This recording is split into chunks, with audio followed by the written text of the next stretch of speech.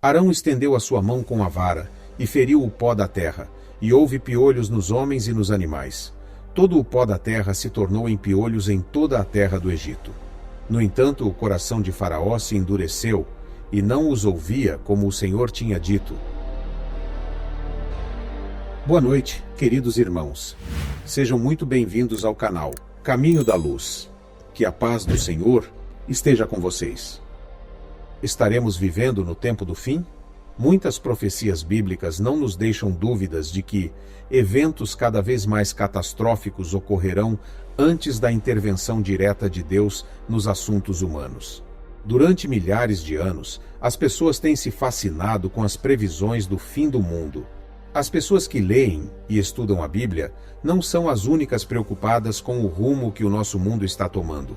O falecido escritor Isaac Asimov, em seu livro A Escolha das Catástrofes, os desastres que ameaçam o nosso mundo, listou e explicou pelo menos 15 perigos que poderiam colocar em risco a sobrevivência da humanidade.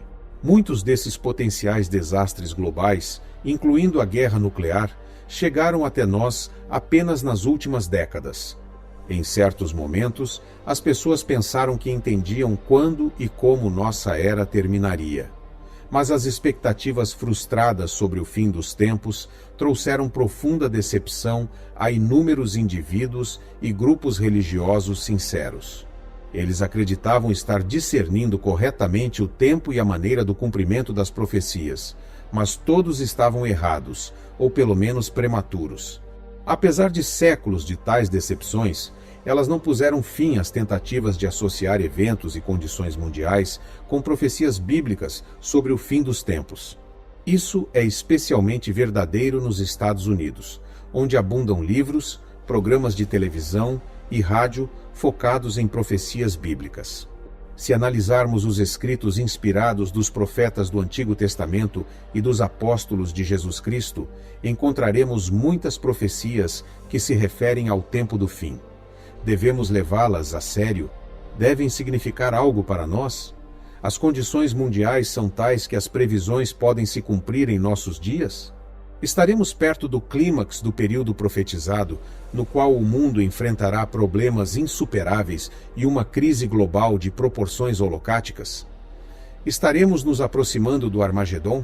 O próprio Jesus Cristo falou de um tempo futuro tão horrível que, se aquele tempo de angústia não fosse abreviado, nenhuma criatura vivente sobreviveria. Todos os vivos morreriam, se aquele tempo não fosse abreviado. Mateus 24, 22. Estaria ele falando do nosso tempo? Muitas profecias bíblicas não nos deixam dúvidas de que eventos cada vez mais catastróficos ocorrerão antes da intervenção direta de Deus nos assuntos humanos. Esses acontecimentos proféticos aterrorizantes se cumprirão em algum momento futuro. A questão crucial é quando. Há muita confusão em relação ao momento em que essas profecias se cumpriram. Mas não precisa ser assim. A própria Bíblia revela certas chaves vitais que nos ajudarão a situar esses avisos em um contexto profético compreensível. Devemos deixar que a própria Bíblia interprete suas profecias. Queridos, se vocês estão gostando deste vídeo, ajude-nos a levar estas orações para mais pessoas clicando no gostei. E, se você ainda não é inscrito no nosso canal, inscreva-se e ative as notificações para não perder nenhuma das orações que são realizadas todos os dias de segunda-feira a sábado, a partir das 5 horas da manhã e também a partir das 18 horas. E também a oração especial de domingo, porque o Senhor ouve você, atende aos seus pedidos e não o abandona. Em Apocalipse 1, podemos ler: revelação de Jesus Cristo, que Deus lhe deu para mostrar aos seus servos as coisas que brevemente devem acontecer, e enviando-as pelo seu anjo, as notificou a seu servo João, o qual testificou da palavra de Deus e do testemunho de Jesus Cristo, de tudo quanto viu. Bem-aventurado aquele que lê e bem-aventurados os que ouvem as palavras desta profecia e guardam as coisas que nela estão escritas, porque o tempo está próximo. João, às 7 igrejas que estão na Ásia, Graça a vós e paz da parte daquele que é, e que era, e que há de vir, e da dos 7 Espíritos que estão diante do seu trono, e da parte de Jesus Cristo, que é a fiel testemunha, o primogênito dos mortos e o príncipe dos reis da terra.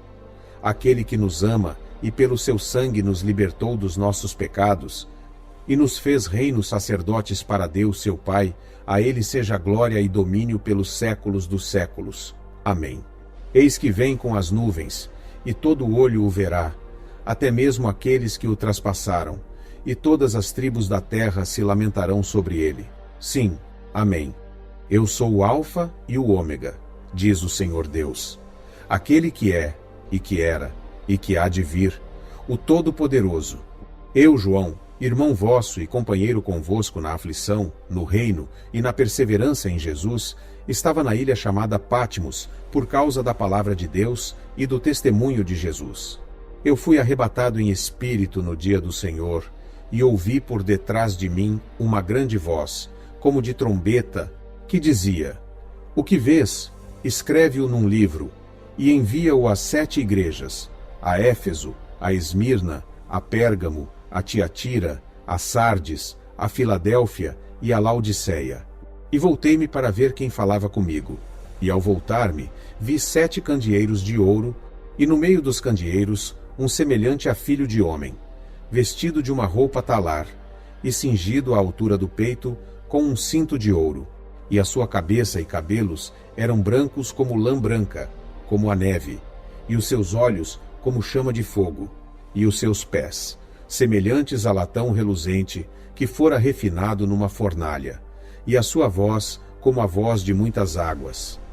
Tinha ele na sua destra 7 estrelas, e da sua boca saía uma aguda espada de 2 gumes, e o seu rosto era como o sol, quando resplandece na sua força. Quando o vi, caí a seus pés como morto, e ele pôs sobre mim a sua destra, dizendo: Não temas, eu sou o primeiro e o último. Eu sou o que vivo.